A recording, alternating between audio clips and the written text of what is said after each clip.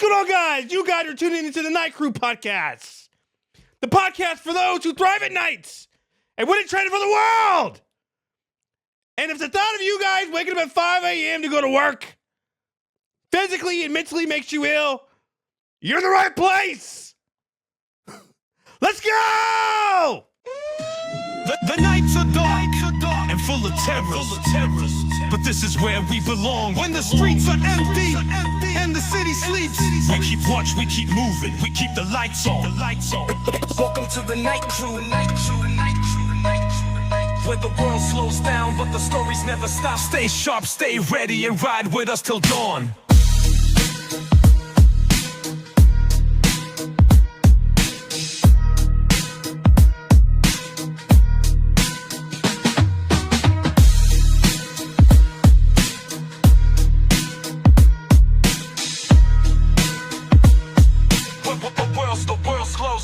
The stories never stop. Stay sharp, stay ready, and ride with us till dawn. Where the world slows down, but the stories never stop. Stay sharp, stay ready, and ride with. What's going on, guys? You guys are tuning in to the Night Crew podcast. Today we are on episode 6. A guard formerly known as Cop. And today, gosh dang, we're back on the grape slush. I got 2 of them. They only had 2. They didn't have my other. I like my watermelon one, but they only had the grape. Only had the grape. Be quiet. No biased jokes. Not funny. But the Celsius grape slush. I had it last podcast. Last podcast I had it, and I said it was kind of and this is still kind of but. For the sake of this podcast and the sake so I can get through this,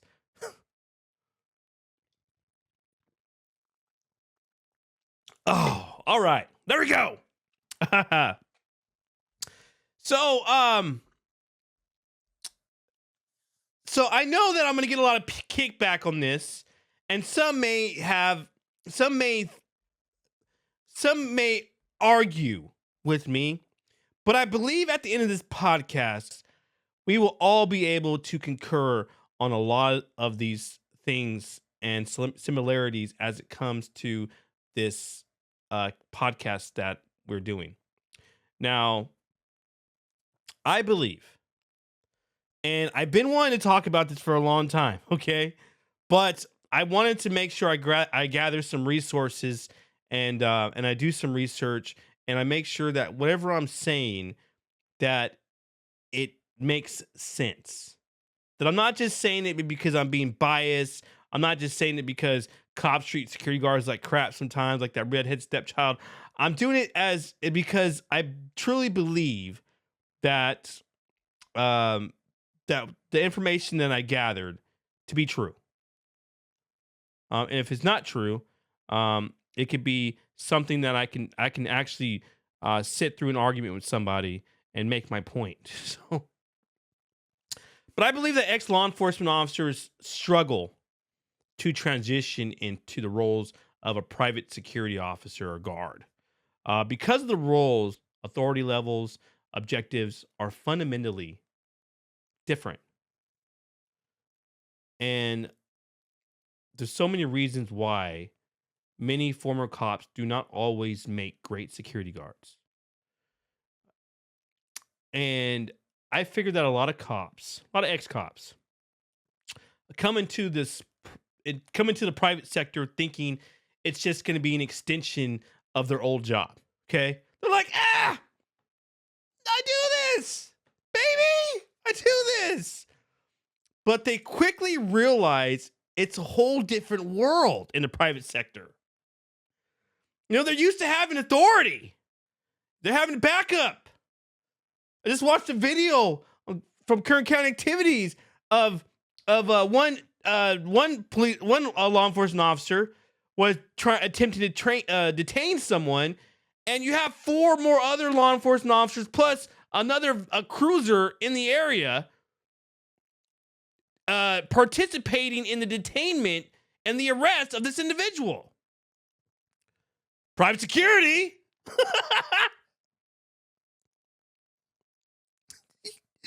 It's like it's very rare that you're going to get a law enforcement officer to respond as quickly as you want to. Okay, oftentimes as a private security guard, you're going to end up by yourself, and that's why I'm really adamant on those security guards out there to get some and obtain some extensive training as it relates to their job.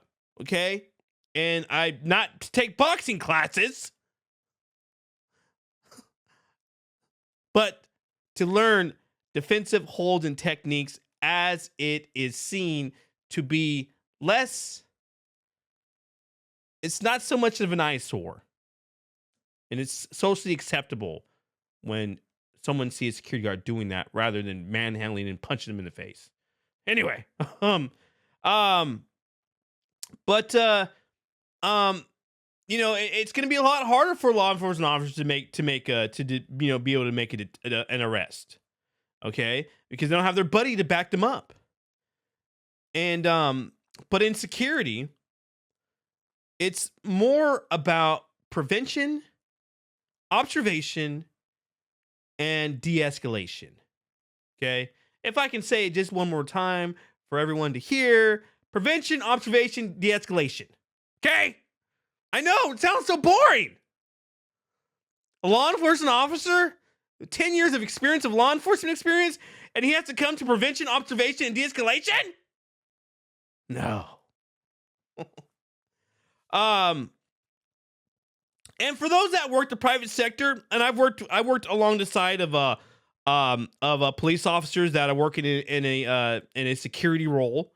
I don't agree with it. I did not agree with their tactics and the way they do things.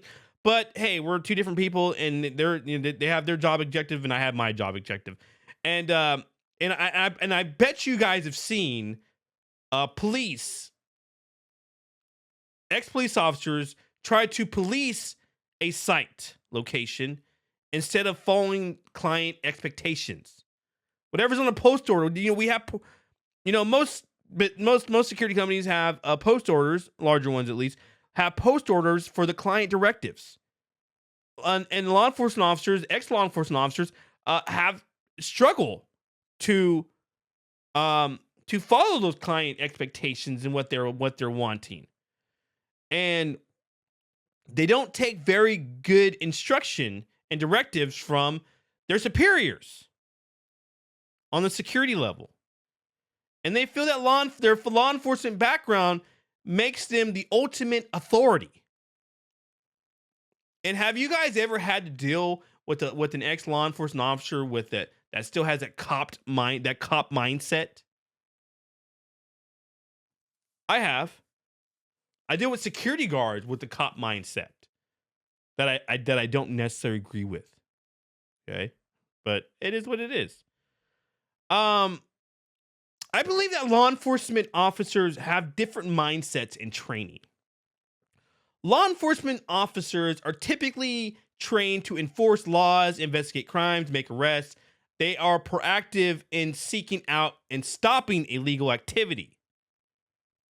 Security officers focus on prevention, deterrence, observing and reporting, rather than direct enforcement. And many ex-cops struggle with this shift responsibility. They gotta take it. A lot of law enforcement officers are having issues with authority limitations. In law enforcement, officers can operate under the full authority of the law and can detain or arrest individuals. In private security, authority is limited on what the client and local laws allow. Your client may say, I do not want you to arrest anybody, regardless whatever you see and whatever happens. We don't want the liability for it. Okay, just call the cops. And some ex-cops have a difficult time adjusting to having less power and no qualified immunity. They cannot use their ex-law enforcement experience or positioning as a way of providing authority on that particular property, wherever they're providing security services for. Another thing with with ex-law enforcement officers when it comes to the use of force, police officers are trained in force escalation. But in security, as you guys know, we emphasize in de-escalation and avoiding force altogether. If it happens, if it comes down to it, we have to be able to, be trained to be able to respond to that. But in actuality, de-escalating and avoiding, incident altogether is what that's what they want from us in the private sector. They want us to just sit there and do nothing. Get a little boy, Jimmy. Don't do it.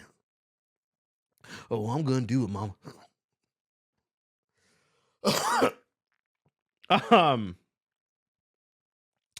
I believe that some former officers, some ex-cops, are too quick to use aggressive tactics, and which can lead to excessive force complaints and liability to the security company. Now, you guys all know that we all have to have our insurance. Some companies are required to have 2 million. Some companies, some businesses require them to have $5 million liability insurance. But for the state of California, they require us to have $1 million insurance liability coverage. Now, we don't want our biggest thing is we don't want the claims. Okay. And you have to look at people, when you're getting ready to detain someone, and you have to be able to, I say this and I say it all the time, you have to learn how to read the damn room. Okay? If you're looking at someone and they look like they're like so happy, like they're waiting for you to do something, and then you do something to antagonize them and get them all riled up, and they say one thing, and then you go ahead and you manhandle them for it because you got offended. They got you exactly where they wanted you. Okay. And so when it comes to law enforcement officers, they invite that. They love it.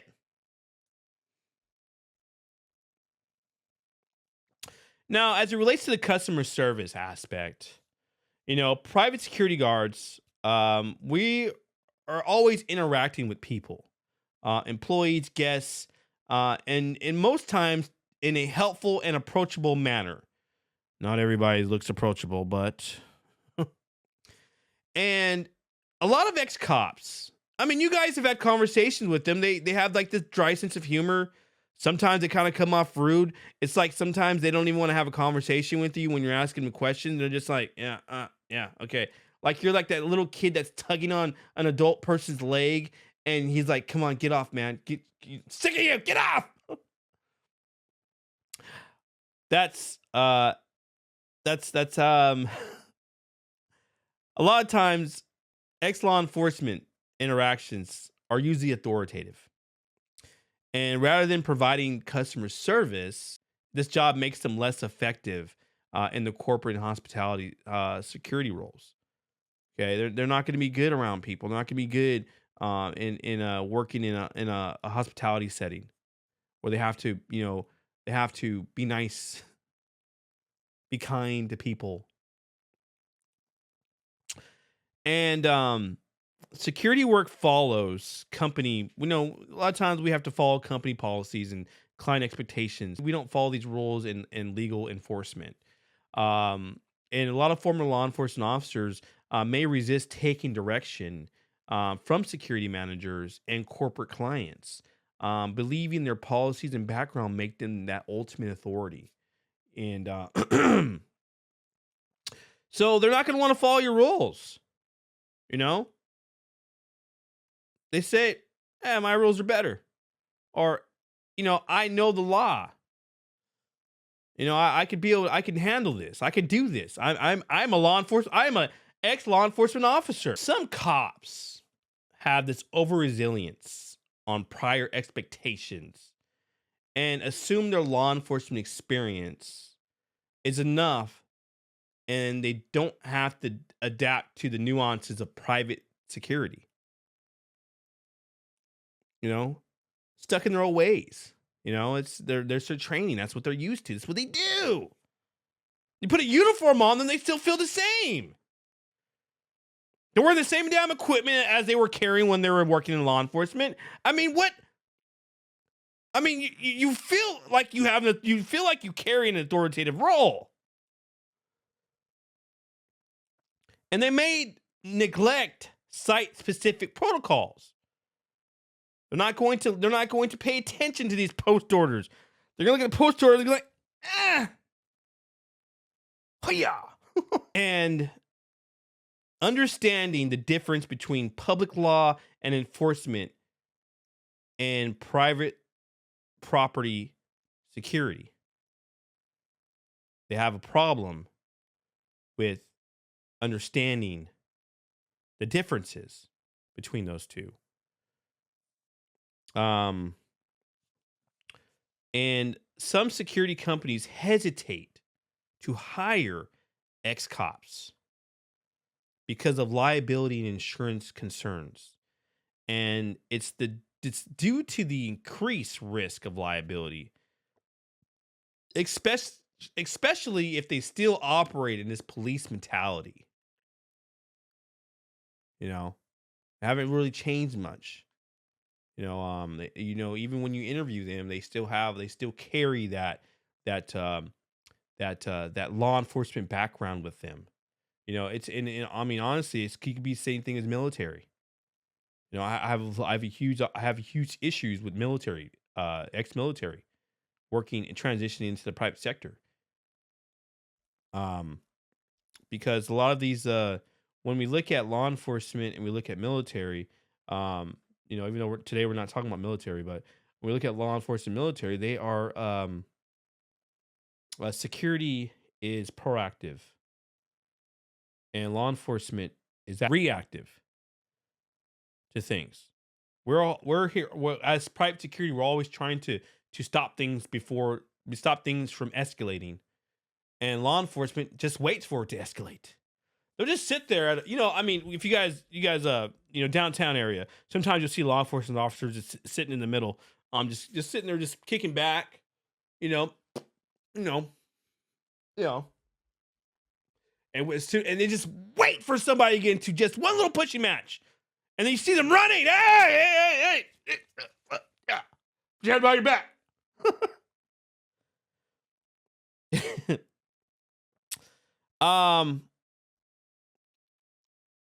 And if there's ever an incident that occurs, their law enforcement background could lead to heightened legal scrutiny, especially if excessive force is involved. That's a huge liability concern as it relates to insurance. We don't have insurance like law enforcement does. Okay. They pay, I can't even tell you the amount of money that they probably have to pay in liability insurance every single year as a government and city official. And some former law enforcement officers, usually those ones that are retired, may take security jobs as easy income, and they have that sense of they lack motivation to be proactive in their duties. They go to work and they just think it's a kickback job. They treat the job like beneath me. Pia. Peasants.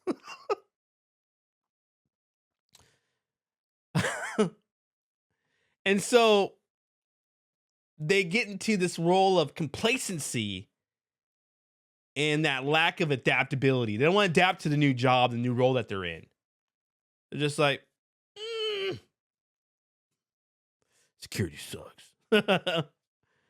And security guards, okay, you, me, we often are sitting there. Most of the time, we're just sitting on properties, just observing, patrols,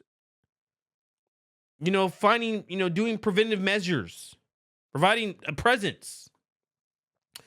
And some law enforcement officers can find that boring compared to their fast-paced nature of policing. They may not have a dispatcher. Paul 31. Kind of incident over there on the at the Jack in the Box disturbance, naked homeless man yelling out obscenities. Yeah! 10-4 round. And I've seen security companies that are that have become the security owner is an ex law enforcement officer. You know, and if you guys remember, and I say this all the time, you are who you hire. Okay, if you are an ex law enforcement officer, you are going to hire ex law enforcement people to work with you in the private sector. Okay, there's this company out in L.A., Los Angeles, a Newton Patrol, and the owner used to be is a retired Los Angeles County Sheriff, and if you look at all his officers, they all look amazing, look great, but he hires security guards to go through Los Angeles Police Department training, and they're teaching them to be reactive instead of proactive, and that can seriously get you in a lot of hurt and a lot of legal and liability concerns. Okay, ex law enforcement officers think they are above the law. Okay, I had to deal with a security company here in town operating without a license because they thought they could, because they're ex law enforcement officers, that they were above the law and they didn't have to apply for a license. They didn't need a license to operate. They're law enforcement officers. And what they do these surveillances on properties and jobs. They watch people, and that's just not what we do in private security roles. We're not playing detective. We're not playing investigator. We're playing security. Proactive. Making sure nothing happens. Making sure everything is code 4, nothing further to report. Not all cops are bad at security. Okay? Just want to tell you that. I know I was over there going in on them, but not all cops are bad security. Okay? But let me tell you guys this. I have lost so many promotions, so many job opportunities because someone couldn't make it as a police officer and decided to come into my role as loss prevention, as an investigator or security, and take my job only to be there for only a month or 2 months before they get fired. Why? Because their job expectation of them in law enforcement does not match their job expectation where they're at now. I've had successful stories of me in my current roles as a loss prevention investigator, and I wanted to move up higher and higher and higher. Security, I wanted to move up higher and higher and higher, but guess what? I get overshadowed by ex-law enforcement officers who come into a role that they have no experience in, and they don't even last 6 months. Before they get fired, they quit. I'm not saying they're terrible people, but I'm just saying that they're working a role they never worked before, and they're getting handouts because the boss says, "Oh, he's ex-law enforcement. He must know the laws and all that experience." Yeah, whatever. They didn't last very long, and I was still around while they were getting rid of them left and right. They just kept hiring ex-cops. I couldn't understand it, but hey, whatever. It's still, like I said, I don't know any ex-cop that works in a role that I've worked that's still there. They can, private investigators, maybe it can be that. So like going back, I don't think that all ex-cops are bad security. Okay.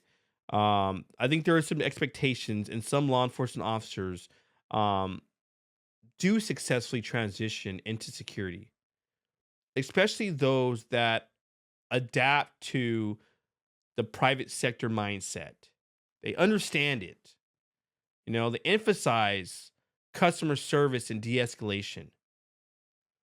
There's some cops out there that are very, very good at customer service. They have good customer service skills and de-escalation.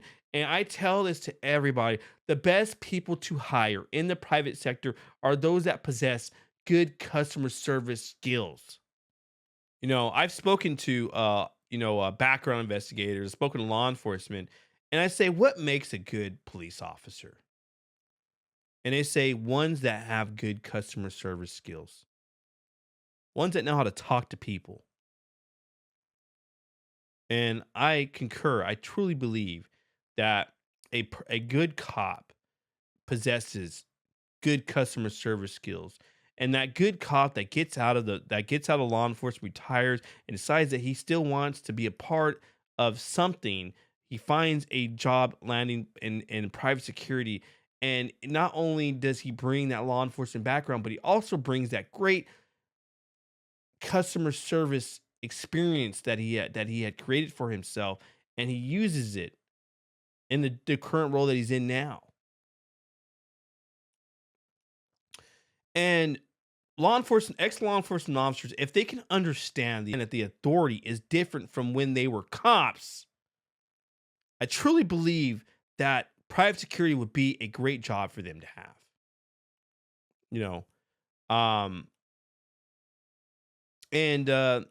And they're willing to learn and follow security protocols. Those are the law enforcement officers, the ex-law enforcement officers that make great transitions into their roles in private security. Those are the ones that I want to see. Those are the ones that grow. Those are the ones that make that do a great job. And you're doing a great job. Yeah, you're doing a good job. So my question for you guys: have you guys ever encountered ex-cops struggling in security roles in your work? Did your boss ever hire an ex-cop, ex-police officer, sheriff, deputy, whatever, trooper, highway patrol? And did you see them struggle? I would like to know. This podcast has been real, and it's suggestive, okay? And some people may get it. Maybe law enforcement officers that have made it out there in the private sector may feel like, oh, that's not true. And like I said, it's suggestive. Okay, this is my thoughts, my opinions, my matter. It's my podcast. Go get your own. But I truly believe that law enforcement officers can transition into the roles of private security if they follow those few steps. And like I said, there's a lot of people that don't make good security guards. Okay, there's a lot of security guards. There's people that never worked loss prevention and have this unexpected mindset when it comes to the roles of private security. I see it all the time. I see security guards overstepping their boundaries because maybe they're watching too many episodes of Cops, or they see what cops do and they say, "Oh yeah, we can do that too. We're in a uniform. We can do that. Yeah, I can totally do that." So if you guys not have seen your recent training from BSIS of use of authority, appropriate use of force, then you guys need to check it out because it's good information, and it really will help you really help you get yourself out of a bad situation in the private sector. So guys, I know you guys, I know I've been ranting on Instagram the last couple days, and you probably won't see me for another week. I got it all in my system. But yeah, we're doing a lot of God's work, guys. Okay, let me tell you that. All right, we're trying to put some oversight on some people that are out there playing by the rules. BSIS ain't no help, but you know what? That's all right. Phony Patrol! Phony Patrol, always watching. Go! You can't hide. We already see you. I'm getting together maybe I don't know what I'm gonna do, but I'm creating a group called Phony Patrol, and this group is going to be like an unlicensed unit that's gonna go out and it's gonna record those individuals that are performing private security services for clients. Those unlicensed security companies that bring down our market and underbid us and they undercut us, and then when the client gets rid of them, they realize how sucky and crappy private security is. But because they didn't want to work with an actual real licensed security company because they figured out these guys charge too much, and they found this guy over here in the corner only charging $16 an hour. You know, that's got if a business is charging $16 an hour to do an on-site job, you should be questioning that. Insurance costs, liability, workers' comp, all that. Need to know. So yeah, we're gonna be dedicating this to unlicensed security companies, and we're gonna start here in town first. I do have a company that is not a company that's operating right now, and we're going to do a sting operation. And we're going to act as a client looking for services, and we're going to meet up with them, and then we're going to pull out a camera phone, and we are going to expose them on an Instagram page. We're also going to expose them on YouTube. So look out for that, guys. I'm being dead serious about this. We're going to do it. I'm going to do it, and we're going to make it happen. If you guys have anything, you guys have any questions, concerns, you guys can find us on Night's Watch Patrol on Instagram. You guys can check to our link tree. It's gonna have all of our other areas where where we're at. Obviously, Instagram is kind of like the number one place that we kind of stroll from. But if you guys do have any questions, you guys can definitely reach us out on the Instagram page. And if you guys have any questions or anything, put it in the comment page on the comment section. If you guys ever had experience, are you guys law enforcement officers and you guys even transitioned into a successful role in private security? I would love to hear your story. I'm also looking for guests. I know have been saying this too often. I've been talking most of the time, but I really do want to find guests that work the night shift. So you don't have to necessarily be in private security. You can be a warehouse worker. You can work at Amazon. I just want to know what you guys' experience is working nights. How do you guys, I don't know, like what your routines are. And how do you work 8, 10, 11, 12 hours on a shift without falling asleep? The ones that don't fall asleep. All right. So for the nights are dark and full of terror.